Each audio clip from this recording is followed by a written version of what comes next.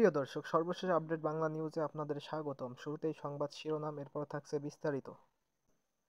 সুপ্রিয় দর্শক, শুরুতেই জানিয়ে দেব প্রতিহিংসার প্রতিশোধ নিতে এই রায় ঘোষণা। শেখ হাসিনার ফাঁসির সাজা নিয়ে মুখ খুললেন ছেলে সজীব ওয়াজেদ জয়। আরও জানিয়ে দেব হাসিনাকে বাংলাদেশের হাতে তুলে দেবে ভারত, যা জানালেন সজীব ওয়াজেদ জয়। এবং জানিয়ে দেব তত্ত্বাবধায়ক সরকার পুনর্বহাল, যা বললেন আইন উপদেষ্টা। জানিয়ে দেব শেখ হাসিনাকে ফেরাতে ইন্টারপোলে চিঠির প্রস্তুতি।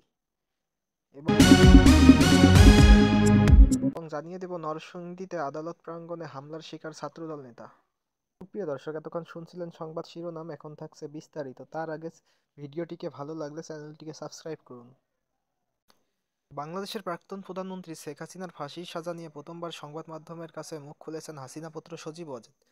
তিনি জানান যে বাংলাদেশের আদালত যে এইরকম একটা রায় ঘোষণা করতে চলেছে তা তিনি আগেই আজ করতে পেরেছিলেন। শুধু তাই নয়, শেখ হাসিনার ছেলে সজীব ওয়াজেদ জয়ের দাবি এটা কোনো রায়ই নয়, পুরো বিষয়টি রাজনৈতিক প্রতিহিংসা ছাড়া কিছুই নয় বলে দাবি করেছেন তিনি। মঙ্গলবার একটি সর্বভারতীয় দৈনিকে সাক্ষাৎকার দেওয়ার সময় হাসিনা পুত্র সজীব ওয়াজেদ জয় আরও বলেন, এই সাজা যে আগে থেকেই স্থির করা ছিল তা সকলেই জানতেন। তাড়াহুড়া করে বিচার করা হয়েছে। 100 থেকে 140 দিনের মধ্যে বিচার পর্ব শেষ করে দেওয়া হয়েছে। একটি অনির্বাচিত অগণতান্ত্রিক সরকার আইন সংশোধন করেছে। সংসদ ছাড়া এই প্রক্রিয়া সম্ভব নয়। দেশে বৈধ আইন নেই, ফলে এই রায়ের কোনো বৈধতা নেই, সেই কথাও সাক্ষাৎকারে জানিয়েছেন জয়। তিনি আরও বলেন যে বাংলাদেশ যেহেতু বর্তমান আইনের শাসন নেই, তাই এই রায়ের কোনো বৈধতাও নেই।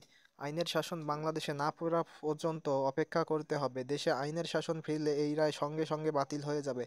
হাসিনা পুত্রের আরও দাবি, ন্যায় বিচারের জন্য এই আদেশ দেওয়া হয়নি, বরং প্রতিশোধ নিতে মৃত্যুদণ্ডের সাজা ঘোষণা করা হয়েছে। বাংলাদেশের আন্তর্জাতিক অপরাধ ট্রাইব্যুনাল মৃত্যুদণ্ডের সাজা শুনিয়েছে শেখ হাসিনাকে। বর্তমানে ক্ষমতাচ্যুত এই বাংলাদেশি প্রধানমন্ত্রী রয়েছেন দিল্লির সেফ হাউসে। ইতিমধ্যেই হাসিনার প্রত্যর্পণ চেয়ে ভারতের উপর চাপ বাড়াতে শুরু করেছেন মোহাম্মদ ইউনূসের নেতৃত্বাধীন বাংলাদেশের অন্তর্বর্তীকালীন সরকার। সেক্ষেত্রে কি হাসিনাকে ঢাকায় হাতে তুলে দেবে নয়াদিল্লি? এই নিয়ে এবার মুখ খুললেন হাসিনা পুত্র সজীব ওয়াজেদ জয়। পাশাপাশি নরেন্দ্র মোদী এই মুহূর্তে কি নিয়ে উদ্বিগ্ন তার ইঙ্গিতও দিয়েছেন। সংবাদ সংস্থাকে জয় বলেন, আমার মনে হয় ভারত সরকার জানে এই মুহূর্তে তাদের কি করা উচিত। প্রত্যর্পণের চাপ কিভাবে সামলানো উচিত তা ওরা ভালোভাবেই জানে। আমার মনে হয় না ভারত সরকার এই ধরনের বেআইনি অনুরোধে সাড়া দেবে। ভারতের গণতন্ত্রের উপর আমার আস্থা আছে। হাসিনা পুত্র সজীব ওয়াজেদ জয় মনে করেন, ইউনূস সরকারের আমলে বাংলাদেশের জামাতে ইসলামের সাধারণত এই মুহূর্তে ভাবাচ্ছে ভারতকে। তিনি বলেন, জামাতে ইসলাম সর্ববৃহৎ ইসলামিক দল। বাংলাদেশে যে মুহূর্তে হাসিনাকে দোষী সাব্যস্ত করে সাজা শোনানো হয়েছে, তখনই জেল থেকে ছাড়া হয়েছে 10,000 জঙ্গিকে। পাশাপাশি লস্কর-ই-তৈবাও বাংলাদেশে অপারেট করা শুরু করেছে। দিল্লিতে সম্প্রতি যে জঙ্গি হামলা হয়েছে তার যোগসূত্র মিলেছে বাংলাদেশে তৈরি লস্করদের শাখার সঙ্গে। বাংলাদেশে এই জঙ্গি কার্যকলাপ নিয়েই সম্ভবত ভারতের প্রধানমন্ত্রী নরেন্দ্র মোদী উদ্বিগ্ন। এদিকে সংবিধানের ত্রয়োদশ সংশোধনী বৈধ ঘোষণা করে নির্বাচনকালীন তত্ত্বাবধায়ক সরকার ব্যবস্থা পুনর্বহালের রায় দিয়েছেন আপিল বিভাগ। রায়ের পর এবার এ বিষয়ে সামাজিক যোগাযোগ মাধ্যমে এক পোস্ট দেন আইন, বিচার ও সংসদ বিষয়ক উপদেষ্টা ডক্টর আসিফ নজরুল। বৃহস্পতিবার ফেসবুক পোস্টে আইন উপদেষ্টা লিখেন, তত্ত্বাবধায়ক সরকার পুনর্বহাল চালু হবে পরবর্তী সংসদ থেকে। এর আগে বৃহস্পতিবার সকাল 9টা 40 মিনিটে প্রধান বিচারপতি সৈয়দ রেফাত আহমেদের নেতৃত্বে 7 বিচারপতির পূর্ণাঙ্গ আপিল বিভাগ ঐতিহাসিক এ রায় ঘোষণা করেন। বেঞ্চের অপর 6 বিচারপতি হলেন বিচারপতি মোহাম্মদ আশরাফুল ইসলাম, বিচারপতি জুবায়ের রহমান চৌধুরী, বিচারপতি মোহাম্মদ রেজাউল হক, বিচারপতি এস.এম. ইমদাদুল হক, বিচারপতি এ.কে.এম. আসাদুজ্জামান ও বিচারপতি ফারাহ মাহমুদ। আপিল বিভাগ বলেন, বর্তমান অন্তর্বর্তী সরকারের অধীনে ত্রয়োদশ জাতীয় সংসদ নির্বাচন অনুষ্ঠিত হবে, আর চতুর্দশ সংসদ নির্বাচন থেকে তত্ত্বাবধায়ক সরকার ব্যবস্থা কার্যকর হবে। এই রায়ের পর্যবেক্ষণে আপিল বিভাগ বলেছেন, তত্ত্বাবধায়ক সরকার ব্যবস্থা বাতিলের অতীতের রায় ছিল কলঙ্কিত ও একাধিক ত্রুটিপূর্ণ। প্রধান বিচারপতি সৈয়দ রেফাত আহমেদের নেতৃত্বে 7 বিচারপতির পূর্ণাঙ্গ আপিল বিভাগ সর্বসম্মতিক্রমে পর্যবেক্ষণ দিয়েছেন। পর্যবেক্ষণে বলা হয়েছে, আদালত এই মর্মে সর্বসম্মতিক্রমে সিদ্ধান্ত গ্রহণ করেছে, পর্যালোচনাধীন আপিল বিভাগের তত্ত্বাবধায়ক সরকার ব্যবস্থা বাতিলের রায়টি নথিদৃষ্ট স্পষ্ট রূপে প্রতীয়মান একাধিক ত্রুটিপূর্ণ। এ কারণে আপিল বিভাগের অতীতের কয়টি এ কারণে আপিল বিভাগের অতীতের রায়টি সম্পূর্ণরূপে বাতিল করা হলো। এর ফলশ্রুতিতে সংবিধান চতুর্থ ভাগের পরিচ্ছেদ ২ এর ক এর নির্দলীয় তত্ত্বাবধায়ক সরকার সম্পর্কিত বিধানাবলী, যা সংবিধান ত্রয়োদশ সংশোধন আইন ১৯৯৬ সনের ১ নং আইন এর ধারা ৩ দ্বারা সন্নিবেশিত হয়েছিল, তা এই রায়ের মাধ্যমে পুনরুজ্জীবিত ও সক্রিয় করা হলো।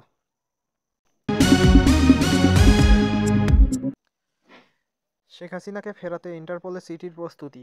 এতে বলা হয়েছে, মানবতাবিরোধী অপরাধের দায়ে মৃত্যুদণ্ডাদেশপ্রাপ্ত ক্ষমতাচ্যুত প্রধানমন্ত্রী শেখ হাসিনাকে ভারত থেকে দেশে ফিরিয়ে আনতে সহায়তা চেয়ে ইন্টারপোলকে চিঠি দেওয়ার প্রস্তুতি নিচ্ছে বাংলাদেশ পুলিশের ন্যাশনাল সেন্ট্রাল ব্যুরো। একই অপরাধে মৃত্যুদণ্ডাদেশপ্রাপ্ত সাবেক স্বরাষ্ট্রমন্ত্রী আসাদুজ্জামান খান কামালকে ফিরিয়ে আনতেও সহায়তা চাওয়া হবে চিঠিতে। আন্তর্জাতিক অপরাধ ট্রাইব্যুনালের দেওয়া রায়ের কপি হাতে পেলেই চিঠি পাঠানোর কাজ শুরু করবে পুলিশ, কারণ চিঠির সঙ্গে যুক্ত করে দেওয়া হবে রায়ের কপি। এর আগেও শেখ হাসিনার বিরুদ্ধে রেড নোটিশ জারির জন্য আন্তর্জাতিক পুলিশ সংস্থাটিকে ২ দফা চিঠি দিয়েও সাড়া পায়নি পুলিশের এনসিবি। ইন্টারপোল এই নোটিশ জারির যৌক্তিকতা সম্পর্কে ব্যাখ্যা চেয়েছিল।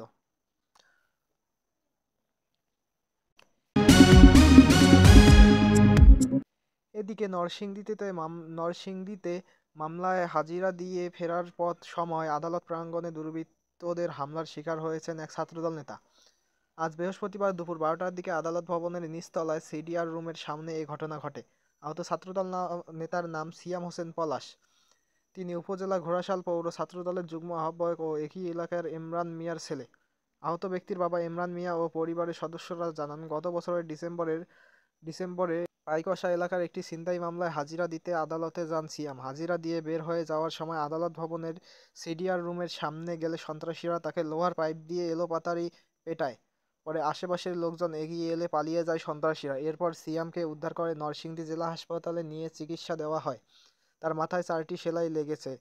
এছাড়া শরীরে বেশ কয়েকটি আঘাতের চিহ্ন রয়েছে। নরসিংদী আদালত পুলিশের পরিদর্শক সাইদুল ইসলাম বলেন, আহত ব্যক্তির উপর প্রতিপক্ষ জজ কোর্টের ৩ নম্বর গেট এলাকায় অতর্কিত হামলা চালায়। এ সময় তাকে পিটিয়ে আহত করা হয়। পরে কোর্ট পুলিশের সহায়তায় তাকে উদ্ধার করে চিকিৎসার জন্য নরসিংদী জেলা হাসপাতালে প্রেরণ করা হয়।